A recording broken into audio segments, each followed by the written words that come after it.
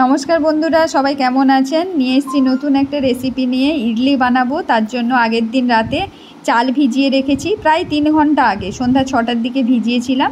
চাল এবং ডাল, বিউলির ডাল নেবেন। এর মাপটা হচ্ছে দেখুন 2 কাপ চাল, তাতে 1 কাপ ডাল। এই মাপটা ঠিকঠাক রাখবেন, তাহলে ইডলি দেখবেন কত সফট হবে এবং স্পঞ্জি হবে। আমি এখানে কোনো খাওয়া সোডা ইউজ করব না এবং ইনো ইউজ করব না। দেখুন চালটা আমার বাটা হয়ে গেছে, দেখতে পাচ্ছেন। এবার আমি ডালটাকেও পেস্ট করে নিয়েছি। দেখুন এটা হচ্ছে ডাল। এবার একটা হাঁড়িতে চাল এবং ডাল একসাথে দিয়ে ওটাকে এরকম একটা হাঁড়ি নেবেন। এটা আমি বিশাখাপত্তনম থেকে কিনে এনেছিলাম যখন বেড়াতে গেছিলাম তখন। এবার ঢাকা দিয়ে রেখে দিলাম, ফ্রিজে নয়, বাইরেই রাখবেন। এবার সকালবেলা দেখুন কেমন ফুলে উঠেছে ব্যাটারটা। ওটা রাত্রেবেলা ভিজিয়ে রেখে দিতে হাঁড়িতে ঢাকা দিয়ে ফুলে উঠেছে। তারপরে একটা পাত্রে আমি নিয়ে নিয়েছি, তারপরে দিলাম লবণ। দেখুন এর ঘনত্বটা ঠিক এইভাবে হবে, এর চেয়ে বেশি ঘন করবেন না, আবার কমও করবেন না, তাহলে ইডলি ভালো হবে না। দেখতে পাচ্ছেন, এইভাবে করবেন ব্যাটারটাকে। তারপরে ইডলি করা হয় যে হাঁড়িতে।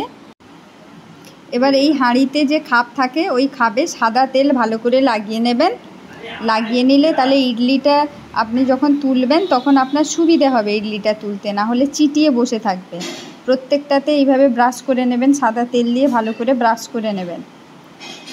ব্রাশ করে নেওয়ার পর দেখতে পেয়েছেন এরকম হাঁড়িতে জল দিয়ে দিবেন কিছুটা। জলটা যখন ভালো করে গরম হয়ে ফুটতে শুরু করবে তখনই ওই খাপগুলোই একটা চামচের সাহায্যে ইডলির ব্যাটারটা দিয়ে দেবেন। আস্তে আস্তে সবগুলোতে ভর্তি করে দিবেন। খুব একদম ভর্তি করবেন না, কারণ ইডলিটা একটু ফুলবে, তো তার জন্য জায়গা দরকার। এইভাবে ভর্তি করে এবার এক একটা খাপ আস্তে আস্তে হাঁড়িতে বসিয়ে দেবেন। এবার দেখুন এইভাবে বসিয়ে দিলেন। আবার একটা খাপে ঠিক একইভাবে সাজিয়ে নিয়ে বসিয়ে দেব। প্রথমবারে হাঁড়িতে যে বসিয়েছিলাম সেটা দেখুন হয়ে গেছে। একটা ছুরির সাহায্যে দেখে নিলাম, ছুরির গায়ে লেগে নেই, তার মানে এটা হয়ে গেছে। এবার এটা ঠান্ডা হবে। ঠান্ডা হওয়ার পরে আমি এটাকে আস্তে আস্তে তুলে নেব। এদিকে সেই একই ব্যাটারের সাহায্যে আমি ধোসা বানিয়ে নেব। দেখুন এইভাবে একটা ফ্রাইং প্যান নিয়ে ব্যাটারটা দিয়ে একটা চামচের সাহায্যে গোল গোল করে ঘুরিয়ে নিয়ে 2 ধরনের ধোসা হয়। এটা বানাচ্ছি পেপার ধোসা, আর একটা ঘরে খাওয়ার জন্য একটু মোটা টাইপের ধোসা হয়, এটা পেপার ধোসা। এটা প্লেনও খাওয়া যায়, আবার মশলা দিয়েও খাওয়া যায়। দেখুন কত সুন্দর হয়েছে, একদম পাতলা। একবার খেয়ে দেখবেন বানিয়ে, এর টেস্টই আলাদা। এটা আমি প্লেন বানিয়েছি, এটা চাইলে আপনার মশলা ধোসাও বানাতে পারেন মশলা দিয়ে।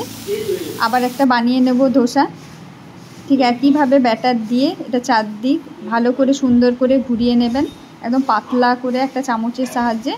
তারপরে একটু পরে দেখবেন সুন্দর একদম তাওয়া থেকে ছেড়ে গেছে, একদম পাতলা ধোসা তৈরি হয়ে গেছে। দেখুন কি সুন্দর হয়েছে। এভাবে আপনার মশলা মানে যে মশলা ধোসা হয় তার পুর দিয়েও আপনারা এটা খেতে পারেন, খুব ভালো লাগে এটা খেতে। এটা আলুর পুর দিয়েও ভালো লাগে। আর একদিন আপনাদের ওই ভিডিওটাও দেখাবো কি করে আলুর পুরটা বানিয়ে পেপার ধোসায় দেওয়া হয়। আর এটা আরেক ধরনের ধোসা, এটা বাড়িতে খাওয়ার জন্য একদম নরম হয় ভীষণ, আর খেতেও ভালো লাগে। এটা আমার বাড়ির লোকে সবাই এটা বেশি পছন্দ করে। এই ধোসাটা একটু মোটা কিন্তু সুন্দর হয়, মানে নরম হয় বেশ খেতে। দেখতে পাচ্ছেন ঠিক একইভাবে একই ব্যাটারেই আপনারা 2টো রেসিপি বানাতে পারবেন, ইডলিও বানাতে পারবেন আবার ধোসাও বানাতে পারবেন। ঠিক একইভাবে বাকিগুলো বানিয়ে নেব। আপনারা দেখতে পাচ্ছেন কত সুন্দর হয়েছে, বেশ গন্ধটাও খুব সুন্দর উঠছে। তারপরে এদিকে বানিয়ে নিয়েছি সাম্বার। সাম্বারের রেসিপিটা যদি জানতে চান তাহলে আমাকে কমেন্ট করবেন, আমি অবশ্যই জানাবো। দেখুন ইডলিটা কত সুন্দর নরম হয়েছে, একদম তুলতুলে পুরো স্পঞ্জের মতো হয়েছে। আপনারা এইভাবে বাড়িতে বানাবেন, দেখবেন খুব সুন্দর হয় ইডলি। এটা কিন্তু পেপার ধোসা নয়, এটা বাড়িতে খাওয়ার জন্য। দেখুন কত নরম হয়েছে, পুরো স্পঞ্জের মতো একদম তুলতুলে নরম। আপনারা এইভাবে বানাবেন, দিয়ে খাবেন বাড়িতে, ভালো থাকবেন। এইভাবে নতুন নতুন রেসিপি পাওয়ার জন্য তো চ্যানেলটাকে সাবস্ক্রাইব করতে হবে, সাবস্ক্রাইব করবেন। সবাই সুস্থ থাকবেন, ভালো থাকবেন। আবার দেখা হবে নতুন কোনো ভিডিওতে। সবাই ভালো থাকুন।